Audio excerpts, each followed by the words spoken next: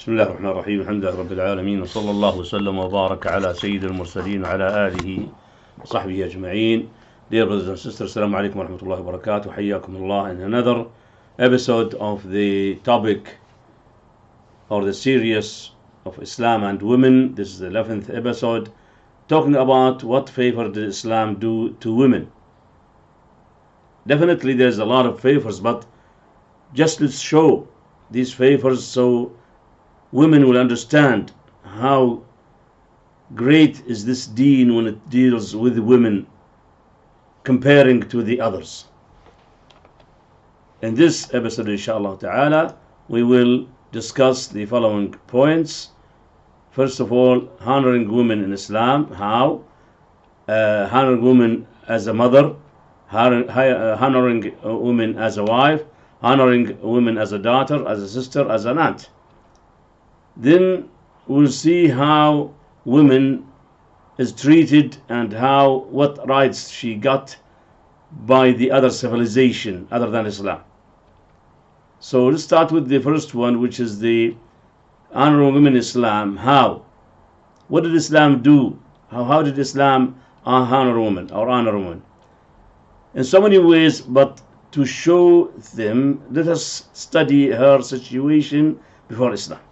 In order to compare, let's see when Islam was descended or Quran was descended, Muhammad sallallahu alaihi wasallam was sent.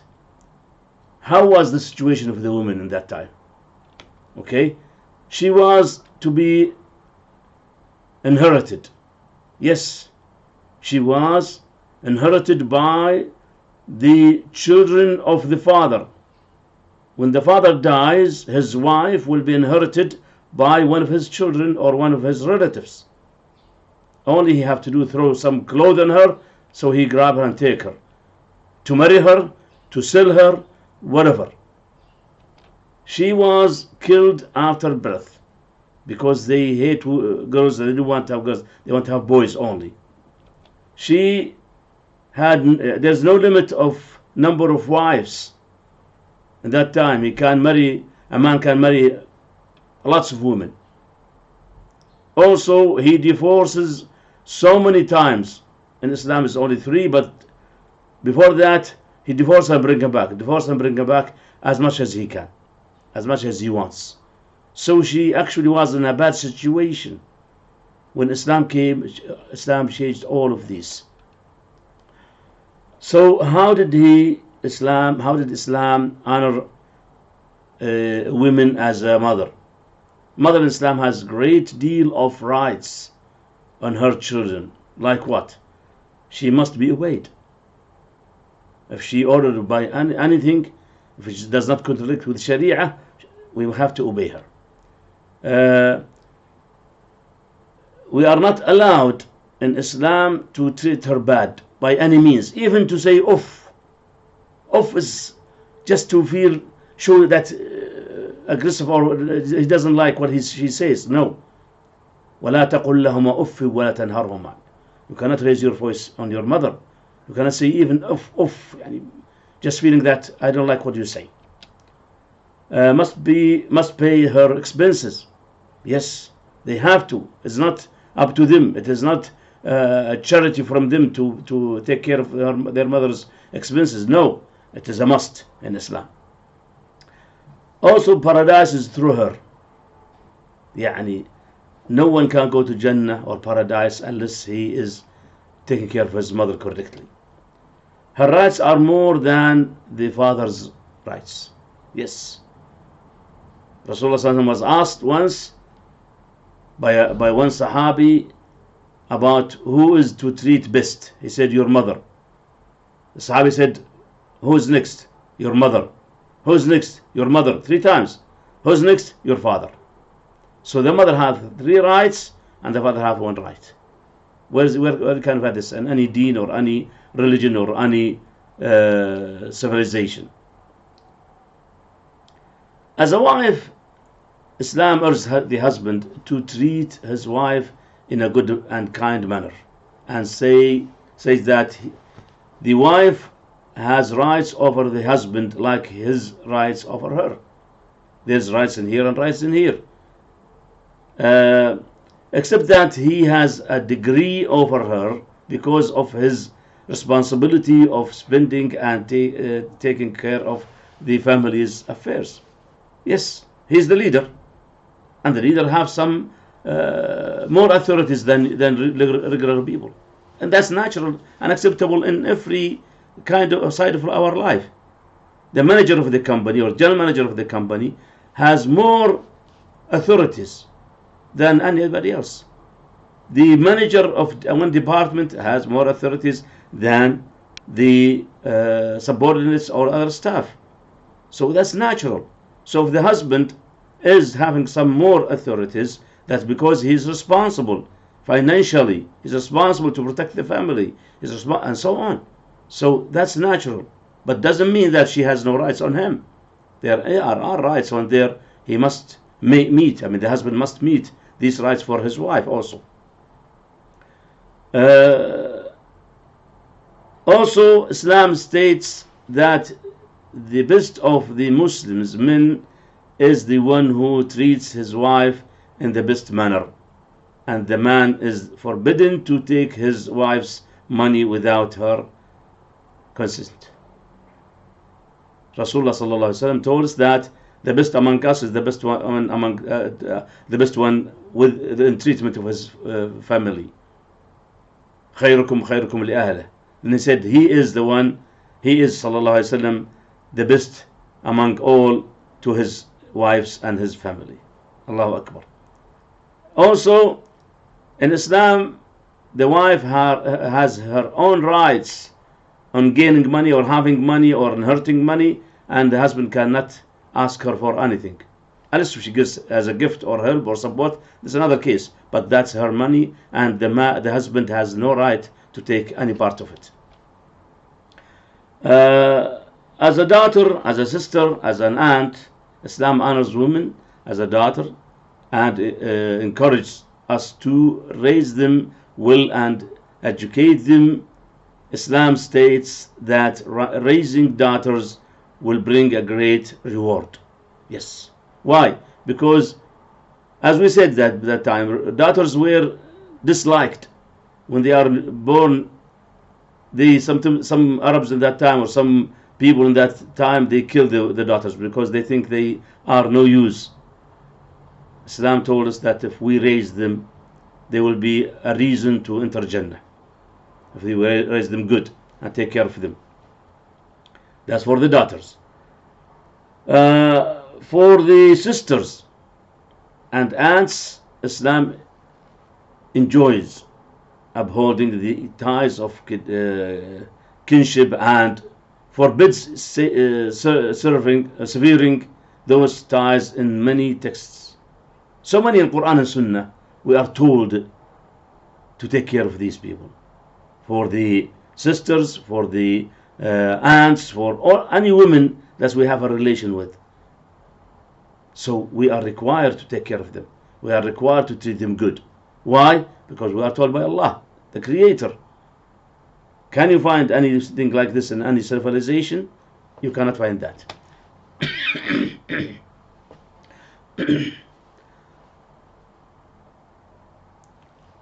So in this case now, let's see this thing on among the other civilization. There is no need for us to mention the situation of women in Greek, Persian, or Jewish society. But even Christian society had a bad attitude towards women. If you study history of Greek, or Romans, or Persians, or even Jew, and even Christianity. These people treated women so bad. Let's give some examples. The theologians even gathered at the Council of Macon to discuss whether a woman was merely a body or a body with a soul. Is she a human being? Does she has a soul? Or does she have a soul? Or she is only a body? like any other animal. نسأل الله العافية. They thought it must be, it's most likely that women did not have a soul that could be saved, and they made an exceptions only in the case of Maryam alayhi salam, peace be upon her. Any other woman, no. They say they have no soul, they didn't deserve any kind of good treatment or so on. The French held a conference in year of 586 to discuss whether women had souls or not, and if they had souls, were these souls animal or human? La ilaha illallah. In the end, they decided that they were human, but they were created to serve men only. That's what they decided in the end of the whole discussion. During the time of Henry VIII, the English Parliament issued a decree forbidding women to read the New Testament because they were regarded as impure. Yani they are disgusted, they are not clean. They didn't deserve to touch the Holy Bible, as they call it. Until 1805, the Gregorian date, English law allowed a man to sell his wife and set a wife's price at 6 pennies. MashaAllah, very good law. Sell your wife like you are selling any old chair or old car or anything. Just go and make auction and sell her. What kind of treatment to women is this? Nasallah al-afiyah. In the modern age, now somebody say, no, this was old and this is already changed. Now women have a lot of rights and this and this. Let's see this. In the modern age, women were kicked out of the house at the age of 18. That's in some states. Some other states 16 only. So that they could start working to earn a bite to eat. If a woman wanted to stay in the house, okay, what she have to do? She had to pay her parents' rent for her room and pay for her food and laundry. Just imagine now, a girl of 16 or 18 years old, she just graduated from high school or maybe still in high school, she had to go and work for money in order to pay her parents rent. What kind of family is this? What kind of respect to women? How do you think that this girl will do if she cannot find a job and she had to sell her body sometimes in order to find something to eat and to pay the rent?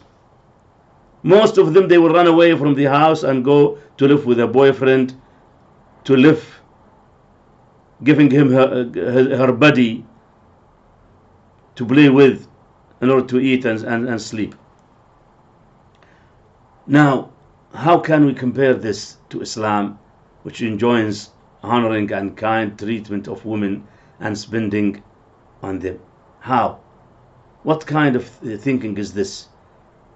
Don't be astonished or tricked by the mass media. They are showing you that women in the West, mashallah, she is having this and she is becoming this and she is having a big job and this. This is just only some cases, small cases. Majority, if you check them out, and I have seen this myself, they are lost. They are lost. Women there are really so bad treated. She is respected if she is beautiful, good looking, her body is good. As soon as she is not, or she is not, if she is not good looking, throw her away. If she is old, throw her away. How can we compare this to Islam?